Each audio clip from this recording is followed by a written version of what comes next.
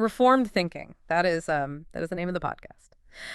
Welcome back to another deep dive. We're back at the table today, and we've got a stack of documents here that honestly, just looking at the prep notes, it feels a little bit heavy. Yeah, it is heavy. I mean, we're dealing with theological essays, some older sermon manuscripts, and of course the Westminster Confession of Faith. It's a lot of paper. It's a ton of paper. But it's the kind of heavy that anchors you. Mhm. It's not burdensome at all. It's just very substantial. And frankly, given the topic we're tackling today, we need that substance. We really can't just skim the surface on this one. No, I agree. We need to dig into it. So the headline today is a story that most people think they already know. If you grew up in Sunday school, or even if you just have a passing familiarity with the Old Testament, you have probably heard this one. Right, the Genesis 26 narrative. Yeah, Genesis 26, specifically verses 12 through 17. It involves Isaac, it involves a famine, and it involves some pretty intense disputes over water rights. And usually the takeaway people get from that text is something very moralistic. Right. It becomes a lesson about being a nice neighbor. Or maybe it's framed as a lesson on conflict resolution. Like, Yeah. hey, don't fight, just be the bigger person and move on. Be the bigger person. Yeah, that is the standard reading.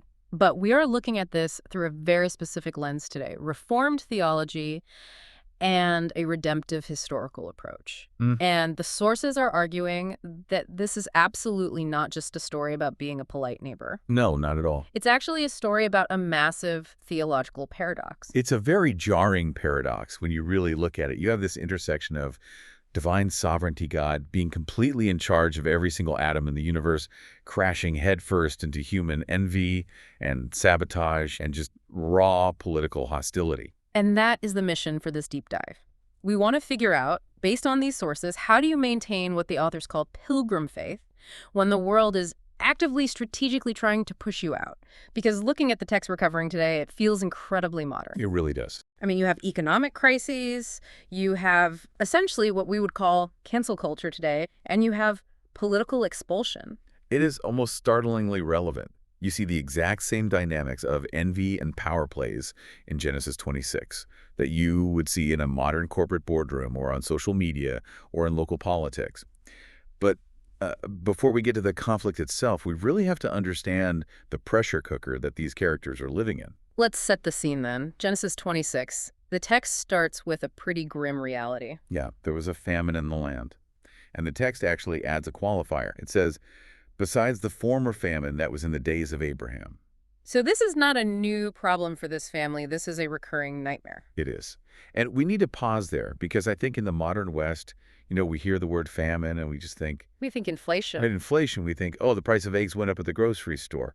Or maybe we can't get the specific brand of sourdough bread we like. Supply chain issues. That's what we call a famine. Exactly. But in the ancient Near East, in a totally agrarian society, a famine is an existential threat.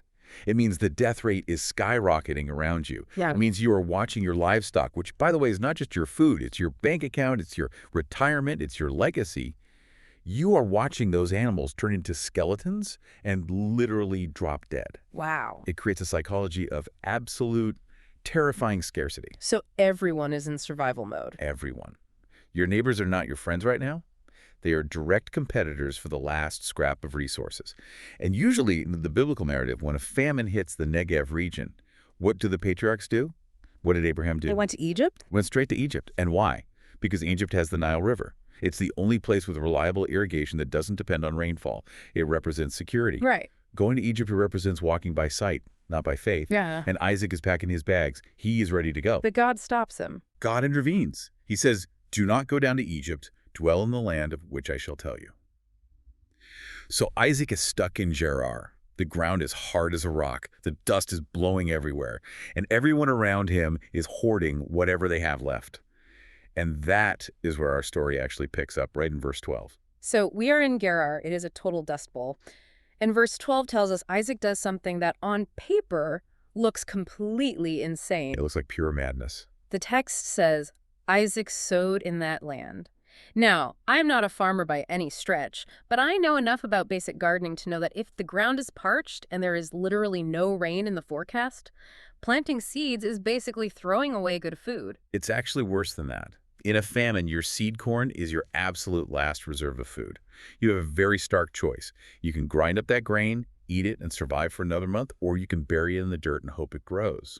If it doesn't rain, you didn't just waste your physical effort, you starved your family. You took the food right out of your kids' mouths and threw it in the dirt. Spot on. So why does he do it? Is he just panicking? Is he trying anything to see what sticks? The sources describe this specific action as settled obedience. That is a key phrase to hold on to as you listen to this. Isaac is not acting out of panic, and he is not acting out of presumption either. He is acting on the direct command of God to stay in the land. It's a refusal of two extremes that we so often fall into. What are those extremes? Let's unpack that.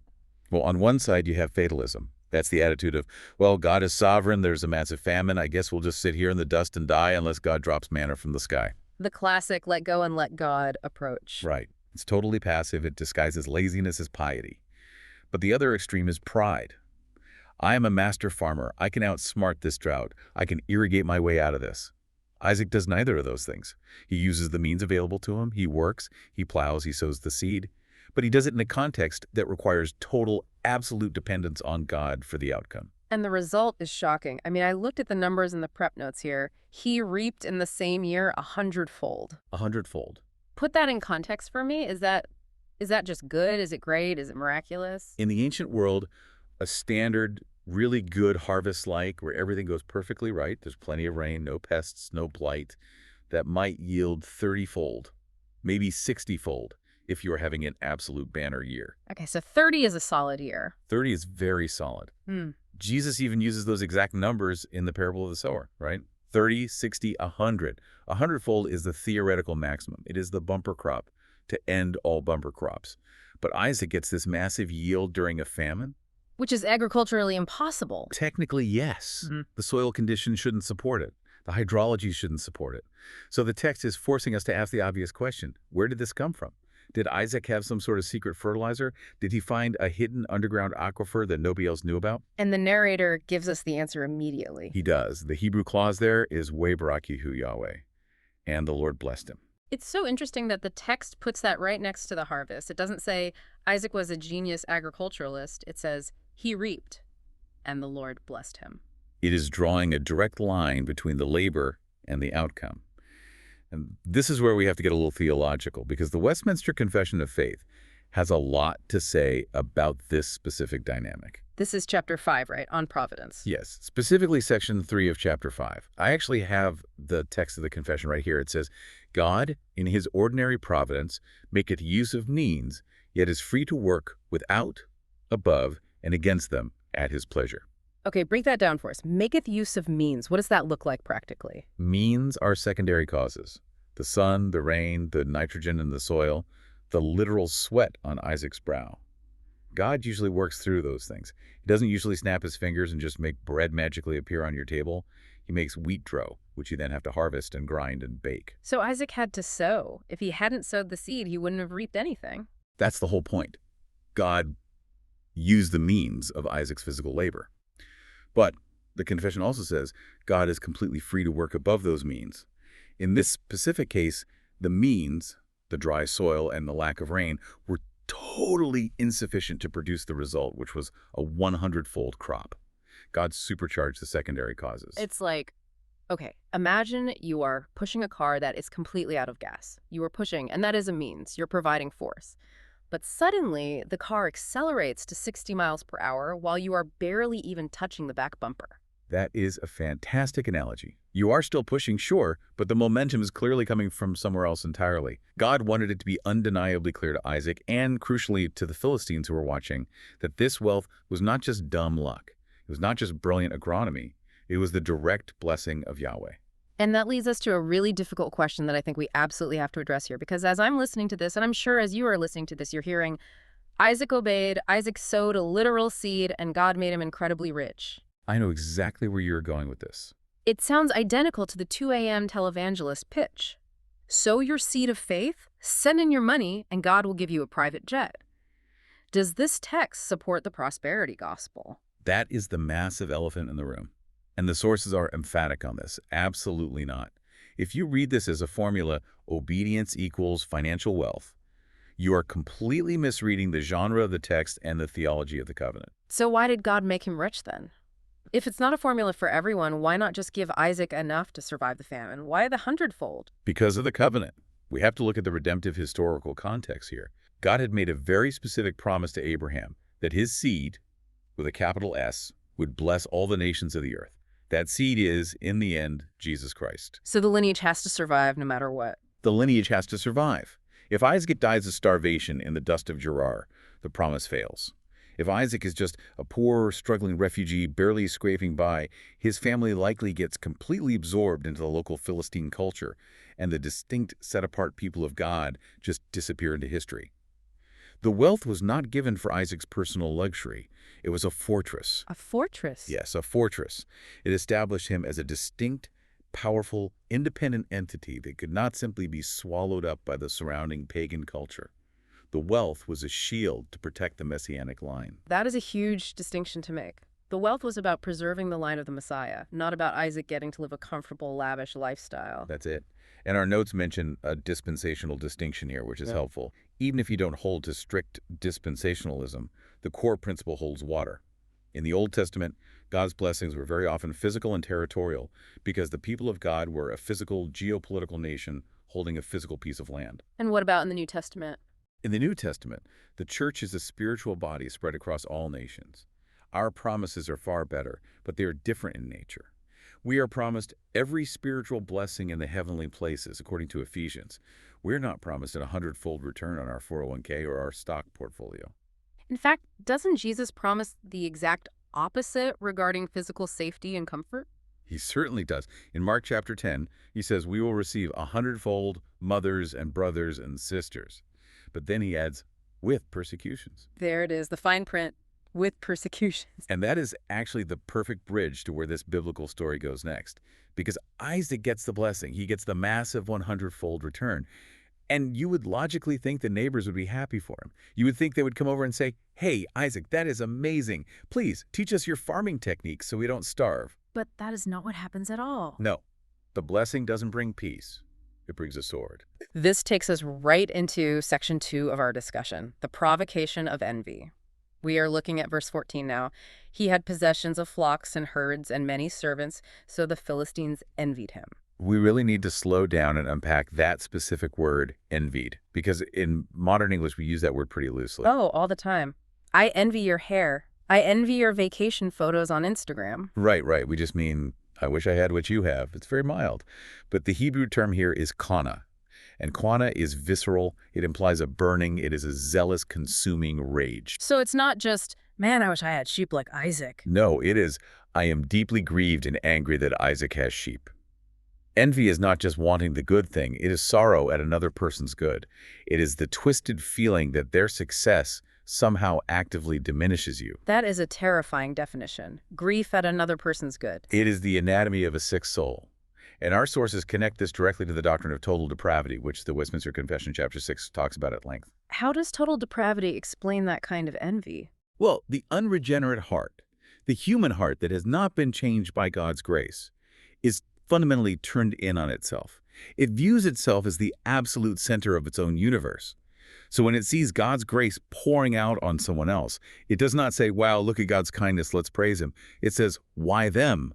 Why not me? They are stealing my spotlight and making me look bad. It's a zero-sum game to them. If you are winning in life, I must be losing. That is the dark logic of envy. And notice this, the Philistines cannot strike God. God is completely out of their reach. They can't punch the sky. So what do?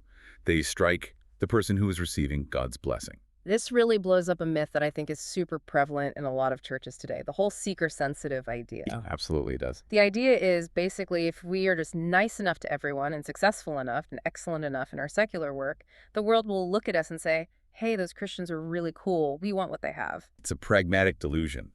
The source material argues the exact opposite here. Visible blessing often exposes the darkness of the world. It acts like a mirror. A mirror? How so? Yes. When Isaac prospered in the middle of a drought, it showed the Philistines their own lack. It showed them their own famine and their own inability to save themselves. And people hate mirrors that show them their flaws. So it provoked intense hostility, not curiosity. It's so ironic, isn't it? Isaac was a good neighbor. He wasn't stealing their sheep. He wasn't attacking their towns. He was just was just farming and succeeding at it. He was hated because of the blessing, not in spite of it. And that is a really hard pill to swallow for modern Christians who desperately want to be liked by the culture. We think, if I just do everything right, my secular coworkers will love me. This text says, maybe. Or maybe your integrity and your blessing will make them feel judged, and they will turn on you. So the envy starts as an internal feeling. But as you said, quona is a burning rage. It doesn't stay in the heart for long. It moves to the hands. It always does. Envy never stays internal. It demands action. It demands destruction. That brings us to section 3. Sabotage is economic warfare.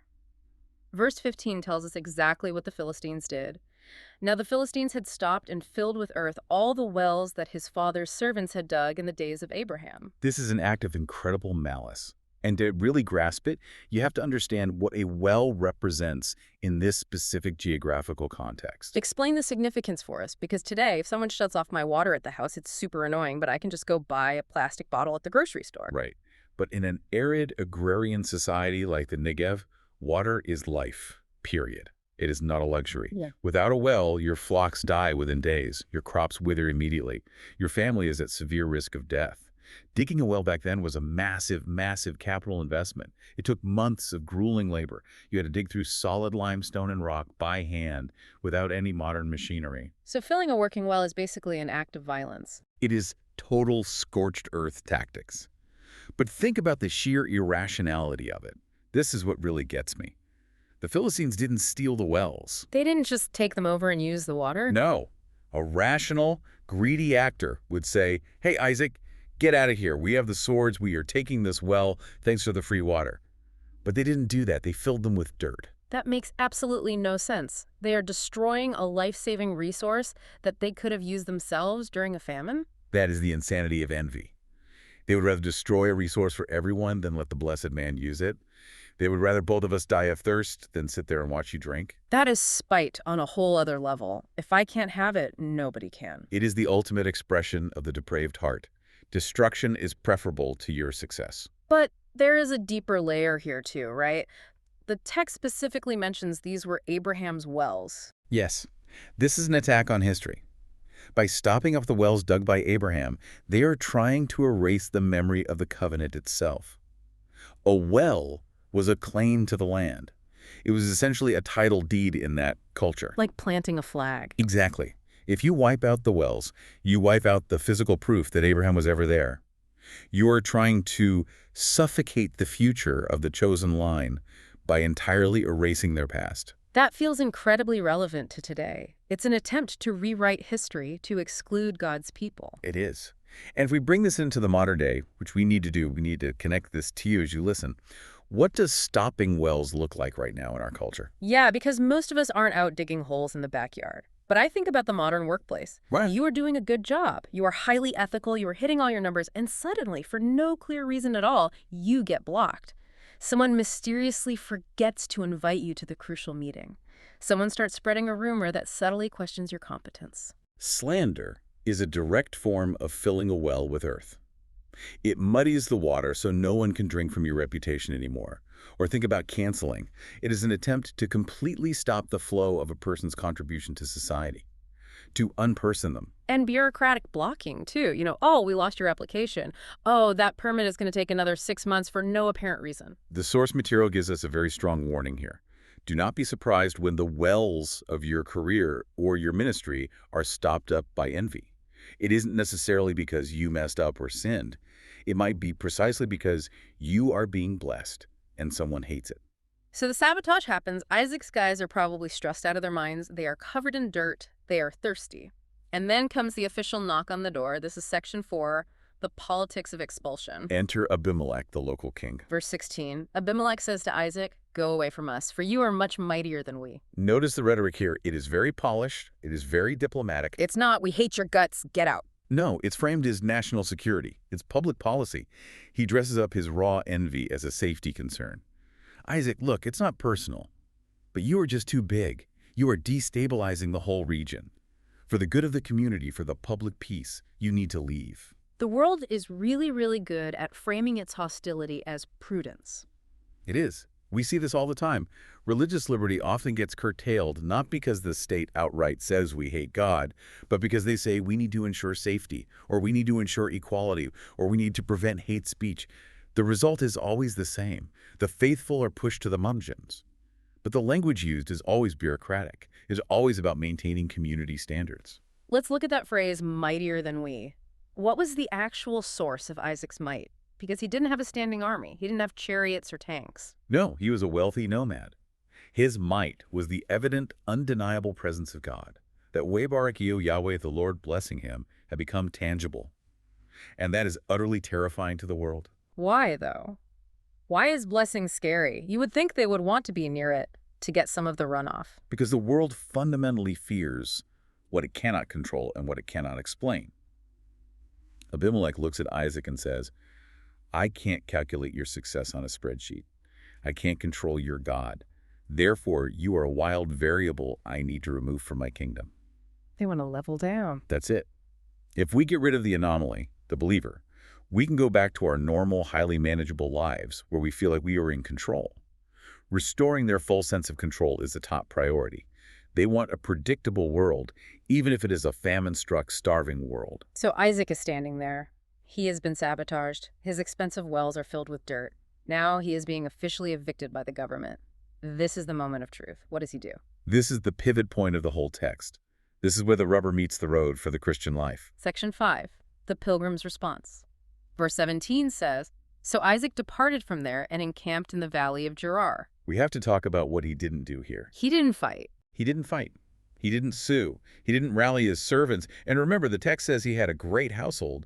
He probably had enough able-bodied men to put up a serious fight. He didn't start an insurgency. And he didn't grasp. He didn't cling to the dirt and say, this is my absolute right. I have property rights. Right. And this is where we have to be very careful in our analysis. Is this weakness? Is Isaac just being a doormat? Because that is exactly what it looks like to the modern eye. We want to say, stand up for your rights, Isaac. Don't let these corrupt politicians push you around. The perspective of the sources, the deep theological perspective, defines this as pilgrim faith. This is meekness, not weakness. Weakness is immense power under strict control. Why does he leave, though? Why surrender the ground he rightfully cultivated? Because he held the physical land with an open hand. He trusted the promiser God more than the immediate possession. He knew that his ultimate well-being was not tied to that specific plot of dirt in Gerar. It was tied to the God who created the dirt. So the logic is, if God has promised to bless me, I don't need to sin to secure that blessing. That is the pure logic of faith.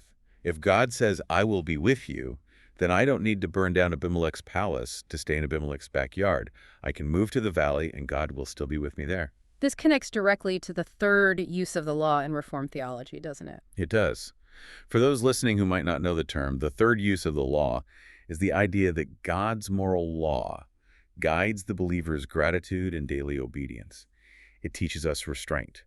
It teaches us that we do not return evil for evil. Isaac is modeling a supernatural constraint that says, I will not adopt the wicked tactics of the Philistines in order to defeat the Philistines. That is heavy. I will not become like my enemy to defeat my enemy. And practically, it meant physically packing up and moving to the valley of Gerar. Note the geography there. A valley. This is a step down. It is far less prime real estate. It is displacement. But the source material emphasizes that sometimes God leads his people through displacement. Yes. We almost always think God leads by opening favorable doors. Oh, look, a huge promotion. God is definitely leading me. But sometimes God leads by slamming a door shut and pushing you out into a cold hallway. Or a dusty valley. Or a valley. The source makes a really beautiful point here. Peace is very often purchased by walking away from a fight you easily could have won in order to trust God to make room for you elsewhere. Isaac probably could have won the physical fight, but he chose to trust God to provide in the next location. That requires a level of trust, that is. Well, it's supernatural. It's incredibly easy to say in a comfortable studio. It is brutally hard to do when it is your actual job or your hard-earned reputation on the line. It is entirely impossible without the inward working of the Holy Spirit. It goes against every single fiber of our flesh that wants to scream, this is mine, I earned this. But Isaac knew he was a pilgrim. He knew Gerar wasn't his final home. Now, we have been tracking Isaac pretty closely, but in Reformed thinking, we always want to pull back and see how the Old Testament whispers the name of the New. We want to see the bigger redemptive picture. We always look for the trajectory. Section 6. The Christological trajectory. How is Isaac a type of Christ here? A type in biblical theology is a foreshadowing, a real historical person or event that establishes a pattern that Jesus Christ ultimately fulfills. And the parallels here in Genesis 26 are stunning. Walk us through them. First, Isaac is the beloved son and the sole heir of the promise. Jesus is the true beloved son. Second, Isaac was envied. And why? Not for doing evil, not for sinning, but for the sheer favor of God resting upon him. That sounds exactly like John 15.25. They hated me without a cause. Jesus was envied by the Pharisees. Pilate even recognized it. The Gospels explicitly say he knew that for envy they had delivered him. The religious leaders saw the massive crowds, they saw the undeniable miracles, they saw the blessing of God, and they felt that exact same quana, that same burning, destructive rage. And then you have the expulsion. Isaac is told by the leaders, "Go away from us." And Jesus was cast out. This is the ultimate exclusion. Hebrews 13 tells us that Jesus suffered outside the gate. He was taken outside the walls of Jerusalem, expelled from the city of God's own people to be crucified. The religious leaders were essentially acting as spiritual Philistines. They absolutely were. They tried to stock up the living water. They thought if they could just kill this Jesus, bury him in the earth, just like filling a well with heavy dirt, they could suffocate the movement entirely. They could erase the covenant. But you cannot stop the well of God. No. The resurrection is the ultimate reopening of the well. The stone was rolled away, and the life came rushing back out, deeper and wider than it ever was before. They pushed Jesus to the ultimate valley, the valley of the shadow of death, and God met him there and totally vindicated him. Man, that completely changes how you read Genesis 26. It is not just an ancient story about a farmer dealing with bad neighbors. It is a brilliant preview of the gospel itself. It is the exact shape of redemption. Blessing followed by envy, followed by rejection, culminating in vindication. It is the pattern of the cross. And this brings us right to the believer's union with Christ. Because if we are in Christ, this is our story too. That is the hard truth we have to face. We share in his pattern. If we are united to him by faith, we are blessed. By the Father, Ephesians 1 says we have every spiritual blessing. But because we are blessed, we are going to be resented by the world. But the good news is we are completely secure in the inheritance. So what does this all mean for us today? Let's land the plane with some real application for you listening right now. Section 7. We have to start internally. We have to check our own hearts first before we look at the world. The source material is pretty direct here. It asks a pointed question. Do you have envy inside the church? It is the great unspoken sin in our congregations. Do you stop the wells of other Christians? When you see a ministry down the street growing rapidly while yours is shrinking, do you genuinely rejoice? Or do you immediately start critiquing their theology to justify your own jealousy? Ouch. I am just being discerning. We say that a lot. Right. I am just concerned about their theological depth, when really, in your heart, you are grieving their good. The sources call us to serious repentance here. Envy is hatred of grace. If we hate the fact that God is gracious to someone else, we don't understand grace at all. That is a heavy check, but a necessary one. Now, what about the external response? How do we handle it when we are the ones being pushed out by the world? When you lose the job over your convictions, when the friend group totally ghosts you, when the culture looks at you and says, your views are no longer welcome in polite society. The advice from the text is clear. Do not mirror the world's tactics. Do not grasp. Do not become bitter. Do not start a vicious smear campaign against the boss who fired you. Trust that if you are pushed out into the valley, God is still there waiting for you. Rejection by the world often confirms you are actually on the right path. That is a massive paradigm shift. We usually think rejection means we took a wrong turn somewhere.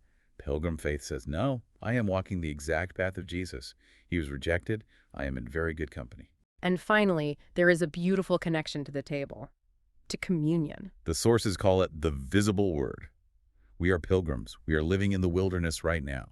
We've been pushed out of the city of man, but out here in the wilderness, the King sets a table for us. He feeds us. He feeds us.